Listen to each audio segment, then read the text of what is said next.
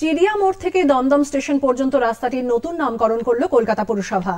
দমদম রোডের নতুন নাম হলো মহাপ্রভু চৈতন্যদেব সরণি। একটি প্রতিবেদন। এবার মহাপ্রভু শ্রীচৈতন্যদেবের নামে কলকাতার এক রাস্তার নামকরণ করল কলকাতা পুরসভা।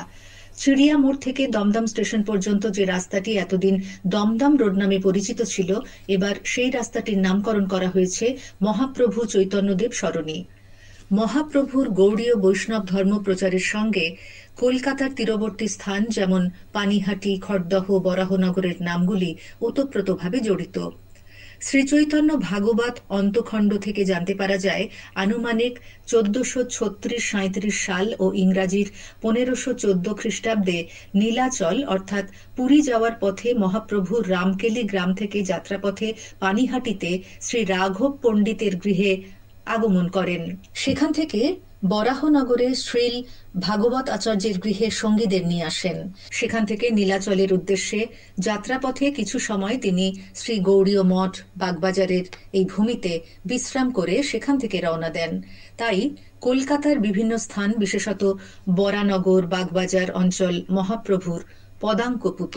বাগবাজার শ্রীগৌরীয় মঠের পক্ষ থেকে রাজ্য সরকারের কাছে দীর্ঘদিন ধরে আর্জি জানানো হয়, এই অঞ্চলের কোনো রাস্তা মহাপ্রভুর নামে হোক। 2019 সালের 17 অক্টোবর মঠ কর্তৃপক্ষ কলকাতা পুরসভাকে এ ব্যাপারে এক আবেদনপত্র দেয়।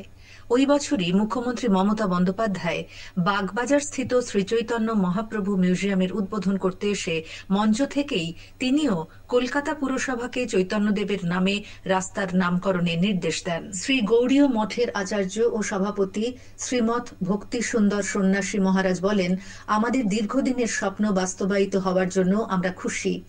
রাজ্য সরকারকেও বাগবাজার গৌড়ীয় মঠের তরফ থেকে ধন্যবাদ। বাংলার সঙ্গে চৈতন্যদেবের নাম ওতপ্রোতভাবে জড়িত। আমরা কর্পোরেশনকে আবেদন করি যে চৈতন্য মহাপ্রভু নামে একটা রোড হোক।